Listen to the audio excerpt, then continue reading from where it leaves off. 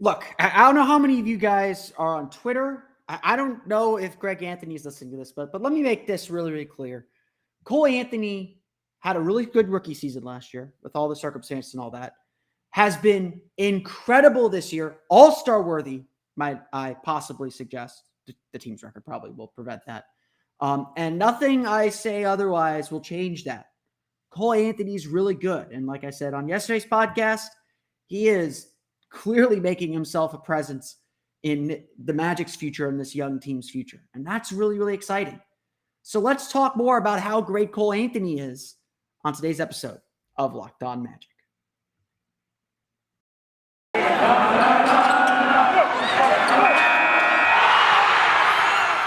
You are Locked On Magic, your daily Orlando Magic podcast, part of the Locked On Podcast Network, your team every day.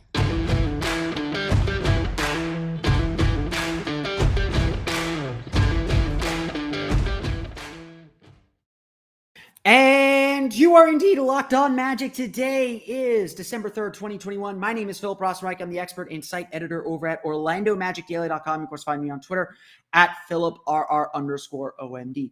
On today's episode of Locked On Magic, we're going to talk about Cole Anthony in the first quarter of his season. We'll kind of recap the Orlando Magic's first quarter of the season as now they've moved into the second quarter of the season. We'll talk about Cole Anthony, obviously, and how well he has played. We will talk as well about the injuries that have been the story of the first half of the season, how the Magic can begin to climb their way up and make the progress that we want to see. We'll also take a look at Friday's game against the Houston Rockets. We'll get to all that coming up here in just a moment. But before we do that, I do want to remind you all, you can check out all the great podcasts on the Locked On Podcast Network. And we want to thank you for making Locked On Magic part of your every day.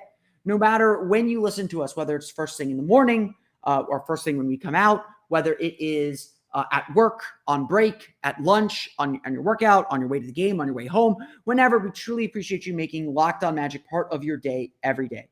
Remember, the Locked On Podcast Network is your team every day. We're available on all podcasting platforms as well as streaming on YouTube. This episode is also brought to you by TrueBill. TrueBill is the new app that saves you money by helping you identify and stop paying for the subscriptions you don't want or need.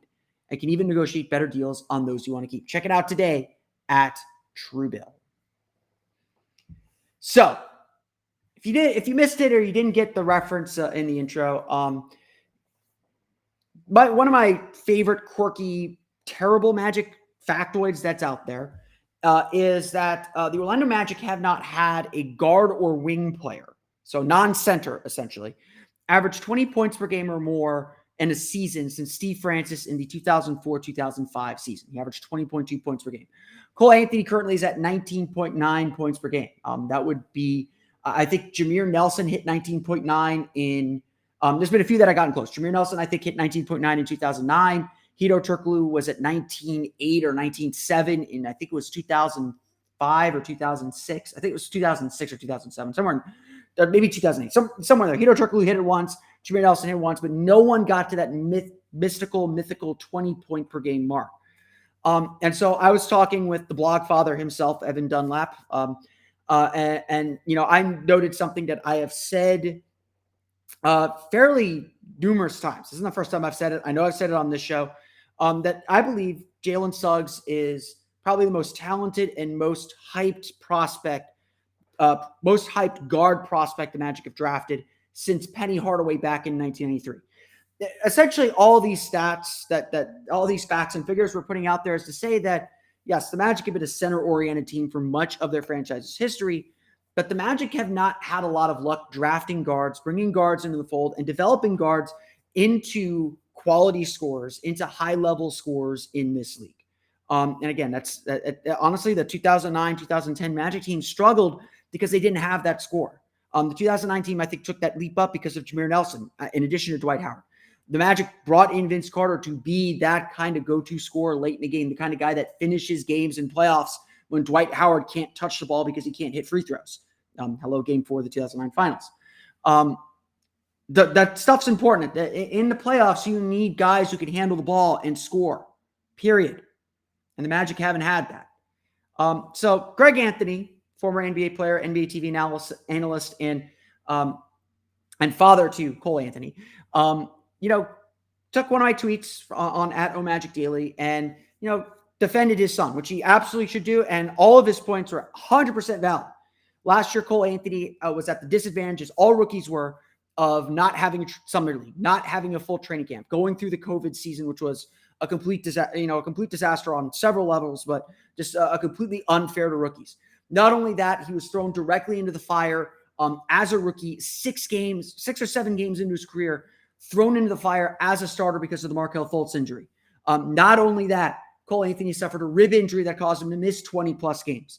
And he had to sit and watch and learn from the bench, which, again, I would argue helped him out a lot. I think he made the most of that time. I was really impressed with how he finished the year. We named him our fourth quarter MVP of last season, which is really impressive, especially with all the things going on with that Magic team.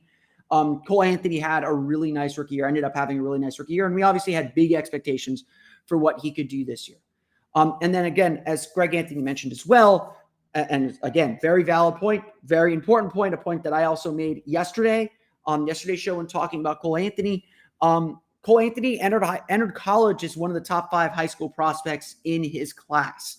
And injuries really hurt him at North Carolina. And, I think we've known Cole Anthony enough that this is a guy that he's going to fight and he's going to play through stuff. He's going to do whatever he needs to do for his team to help them win. And if that means he's got to play hurt, he's got to play hurt. And obviously that meniscus injury in his lone year at North Carolina, honestly, I think it still lingered into when he was playing for the Magic early on last season as well. So it was a rough year in college at North Carolina that made him dip from a guy who was a clear-cut top 10 pick at minimum, if not top 5 pick in that, fairly weak draft, to a guy that was taken 15th by the Orlando Magic, and certainly a guy the Magic were really, really happy to get. That's all the context that you need. Again, if you listen to the show, I love Cole Anthony. I really love his game. I really love the way his game is developed. I literally sit here at times, watching his press conferences, talking to him in press conferences. And I think to myself, this kid just feels like a veteran. It's his second year in the league, and he just feels like he gets it, that he really understands, what his team's asking of him, how to be in this league, how to just be a professional in this league. And I personally, beyond just playing stuff, I can't think of a bigger compliment. It feels like Cole Anthony is older than his experience. And obviously he's super young still. It's the second year in the NBA. He's got a lot of growth to come. And so this is my roundabout way of saying, I'm not disrespecting Cole Anthony in that statement at all. Jalen Suggs was certainly super hyped up. Cole Anthony came to Orlando coming off the down college year, didn't quite have the hype or the attention that again, Greg Anthony probably believes that he still deserved. Again, we can only go, us analysts, us guys that are not in those rooms, not in those training sessions, not in those draft rooms. All we can do is go off of what we see and a lot of stuff that's publicly available. And I would agree that there are a lot of bad public narratives about Cole Anthony. He came into the league with questions about whether he was a quote unquote gunner. That has certainly not been the case in Orlando. This guy, honestly, the thing that besides the fact that he just feels like a veteran player in his second year, one of the things that I have been so impressed with Cole Anthony is how good of a teammate he is. He is all about.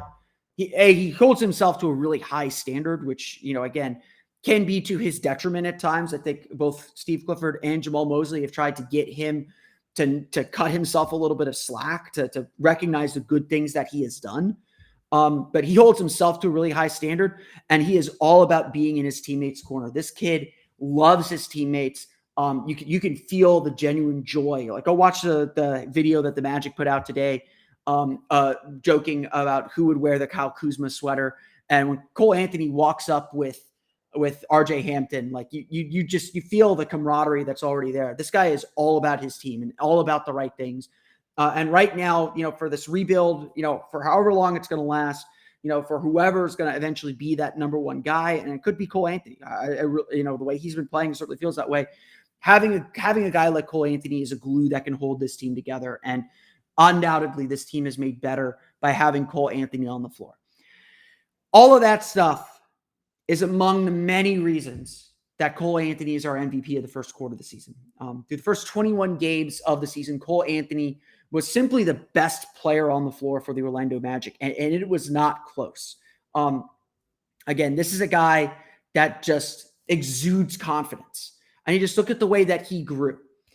In his rookie season, 12.9 points per game, 4.7 rebounds per game, 4.1 assists per game, shooting splits of 39-7, 33-7, 83-2. We'll focus on those first two numbers, not the free throw percentage, because he's a good free throw shooter. Through the first 21 games of the Magic season, so that would be through the Cleveland game on Saturday, Cole Anthony is averaging 19.6 points per game, 6.8 rebounds per game, 5.9 assists per game. He's shooting 41.6% from the floor and 36.6% from beyond the arc. Obviously, every number has increased dramatically. His turnovers are down too, but every number has increased dramatically for this young player, and not in a way that you would expect just because it's a rookie year to a sophomore year. This is a guy who is making the right plays, picking the right moments to score, and coming up big in big moments. Look, the Magic are 5-18. They're not winning a lot of games. But 3 of their 4 wins in the first quarter of the season came in clutch time. And Cole Anthony is someone who is not afraid of the big moment. We knew that from his rookie year when he hit the game winner against Minnesota, when he hit the game winner against Memphis. This guy is not afraid. Not afraid one bit. And that's an attitude. That's an attitude. That's a bravado that you need to be successful in this league, that you need to be successful with the ball in your hands late in games. In the first quarter of the season, Anthony is scoring 6.3 points per game in the fourth quarter, shooting 47.8%. Again, 6.3 points per game in the fourth quarter. Multiply that by 4, you're up around 25 points per game. So that's a pretty solid number for a quarter. And shooting 47.8%. In clutch situations, so when the game is within 5 points in the final 5 minutes, Anthony is scoring 16 points on 5 for 10 shooting in 17 clutch minutes through the first through the first 21 games of the season. Again, this is all painting a picture of a player who has taken a huge step up on the court, but also one who has taken a huge step up off it as a leader, as a game manager, doing the things that, frankly, I've questioned, that a lot of people have questioned about him. He is much better passer and distributor. We knew he was a great rebounder for a guard, but he's been a much more patient and precise passer and distributor, something that he showed toward the end of last season that has carried over and expanded this season. He's become a better spot-up shooter, obviously. His shooting numbers are way up as he's let Jalen Suggs work more on the ball as well. And frankly, just as far as MVP and value goes, the Magic simply don't function when Cole's not on the floor. The Magic in the first quarter of the season had a minus 1.1 net rating, or minus 1.2 net rating with Cole on the floor. So again, not great. Obviously, the Magic are a struggling team in the win-loss column, but the only player that had better on-court plus-minus or on-court net rating was Moritz Wagner, who, again, largely played in groups at the end of games at garbage time minutes that the Magic won a lot of those minutes. Cole was in some of those as well. The Magic had a 107.7 offensive rating and 109 defensive rating in the first quarter of the season with Cole on the floor. But with Anthony off the floor, the team had a team worst minus 21.2 net rating, scoring just 91.5 points per 100 possessions and giving up 112.7 points per 100 possessions. That is the worst on the team, obviously, but was among the biggest splits between on and off court net ratings in the entire league. Again, we did this. I think we did this podcast a few weeks ago, if not last week. The Magic simply do not function when Cole Anthony is not on the floor. That's the kind of value that he has brought to this team. That's the kind of poise that he has brought to this team. And that's why he's the obvious choice to be the team's best player, the team's most valuable player through the course of the season. You just go back and look at the last 6 games. The Magic had an offensive rating of, I think it was 95 points per 100 possessions. They were the only team during that losing streak, during the time of that losing streak, for those 6 games that Anthony missed during that losing streak, the Magic were the only team with an offensive rating worse than a point per possession. That's the Cole Anthony effect. That's why Cole Anthony has been such a godsend to this team. That's why Cole Anthony is so important to what the Orlando Magic do. That's why he's our MVP in the first quarter. But again, it's not just those numbers. It's everything else. It's the leadership. It's the humility. It's the fact that he expects to do better. He's had games where he's had 2 or 3 rebounds, which for a guard is not a problem, but he will say, I got to go in and help my bigs more. He'll have games where he turns the ball over 3 times, 3-4 times. And again, that's not good, but he will say, I've got to be better. We are seeing just the beginning of Cole Anthony. And again, to Greg Anthony's point, this is not North Carolina Cole Anthony we're seeing. We saw North Carolina Cole Anthony last year. It's good, but slowed down by injuries, slowed down by, other issues, just not really fitting well at that point. What we're seeing now is high school Cole Anthony. The high school Cole Anthony that everyone believed was going to be a top 10, if not top 5 pick. And let me tell you this too. Knowing how hard Cole Anthony works, seeing how he has played and how he has gotten better and how he's figured things out more and more and more and more and more, this is just the start for our guy Cole. Just the start. We'll talk a little bit about the big storyline from the Magic's first quarter of the season, the injuries, and how the Magic can begin kind of rebuilding who they want to be as they move into the second quarter of the season, especially with this road trip coming up. We'll get to that coming up here in just a moment. But first, do you know why free trials renew without your consent? It's a business scam. It's just out to get you. They know that you sign up for something. They trick you into some respect to keep billing you. You forget that you paid for that thing, and they just keep billing you because that's their business model. They're just going to keep billing you till you tell them to stop. Well, sometimes you forget. So don't let those greedy corporations pocket your money. Download TrueBill to take control of your subscriptions now. TrueBill is a new app that helps you identify and stop paying for subscriptions you don't need, want, or simply forgot about. On average, people save up to $720 per year with TrueBill. Because companies make subscriptions hard to cancel, TrueBill makes it incredibly simple. Just link your accounts and TrueBill will cancel your unwanted subscriptions in one tap. And your TrueBill concierge is there when you need them to cancel unwanted subscriptions so you don't have to. TrueBill has more than 2 million users and help them save more than $100 million. Don't fall for subscription scams. Start canceling today at TrueBill.com/LockedOnNBA. Go right now, TrueBill.com/LockedOnNBA. It could save you thousands a year. TrueBill.com/LockedOnNBA.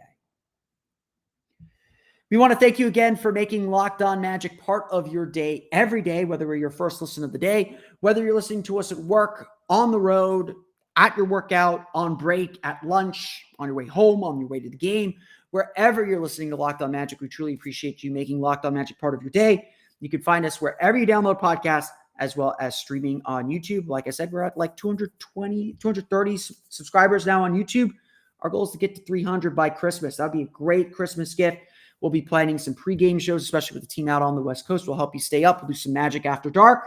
We'll talk a little bit about the Orlando Magic as they get ready for these preseason game or for this West Coast road trip. So be sure to be on the lookout for those. I'll let you know when I plan on doing one. I'll probably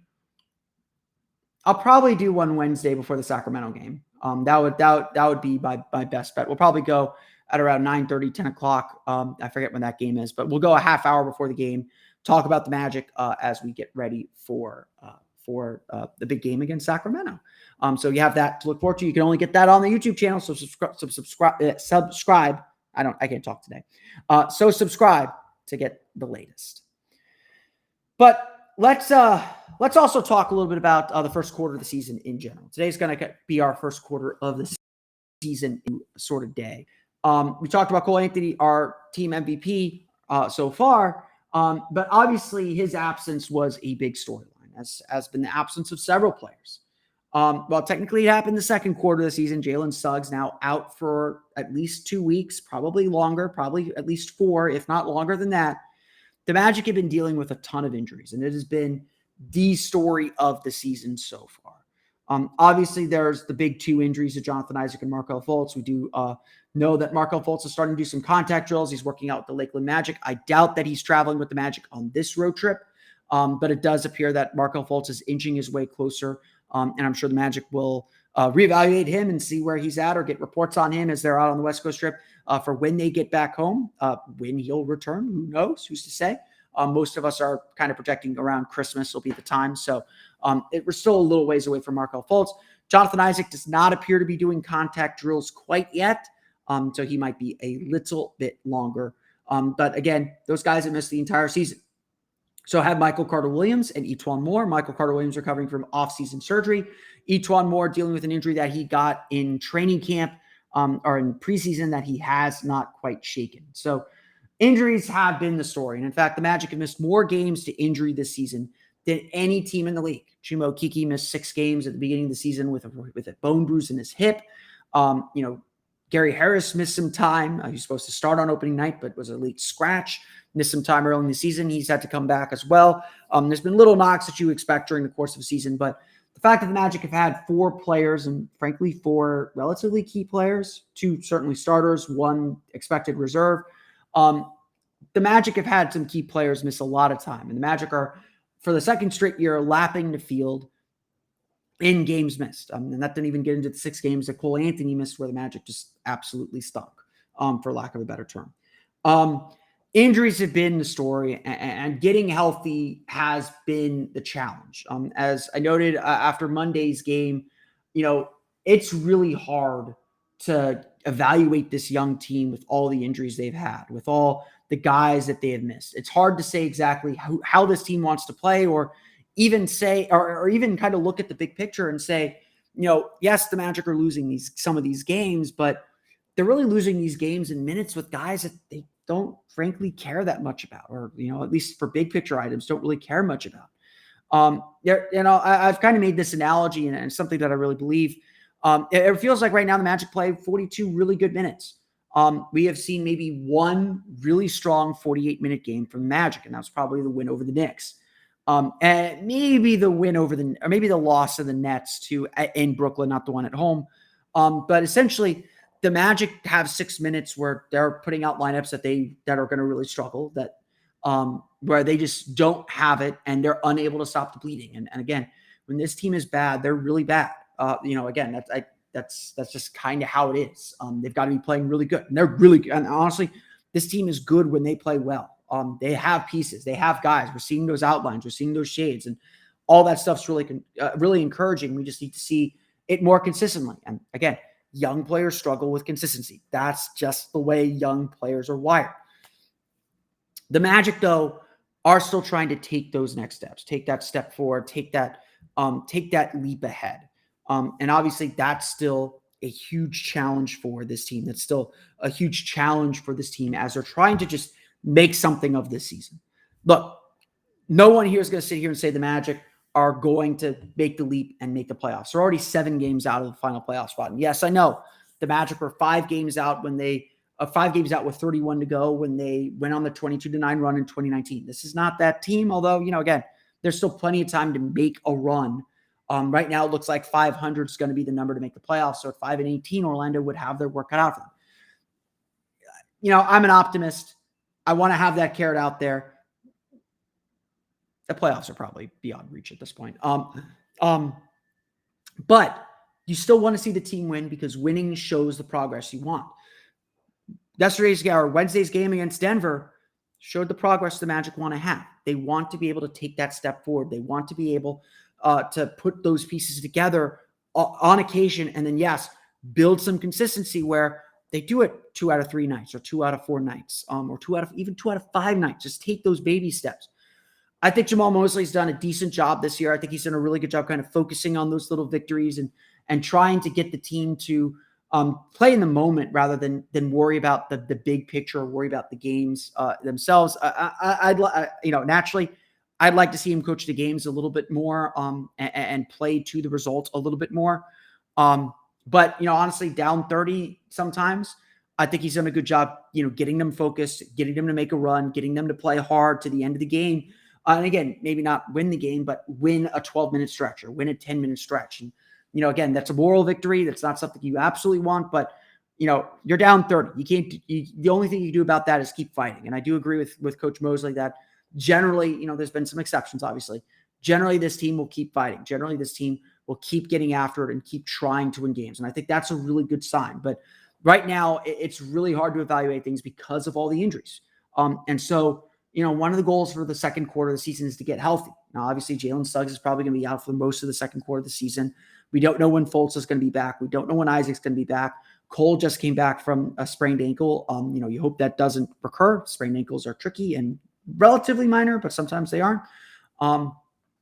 It's hard right now. It's really hard it's really hard to kind of make these decisions and point these things out and kind of find where that future is. I'd be remiss if I didn't talk about the growth and development of Mo Bamba and how he has taken his steps forward to be a useful rotation player at the very, very least. He's been a great shot blocker, good presence defensively. He's been better at getting to his spots defensively.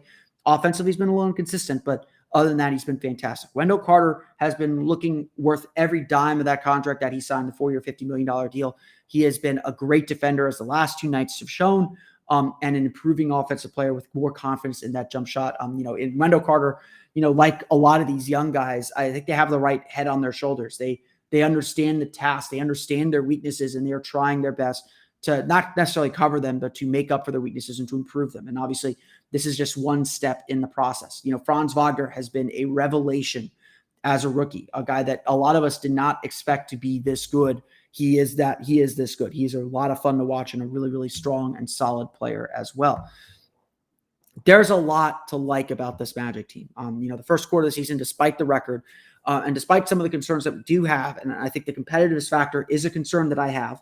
I don't think the Magic have quite established the identity defensively or offensively that they want to have quite yet. But a lot of that, I think, is injuries have made it tough to be that kind of a team.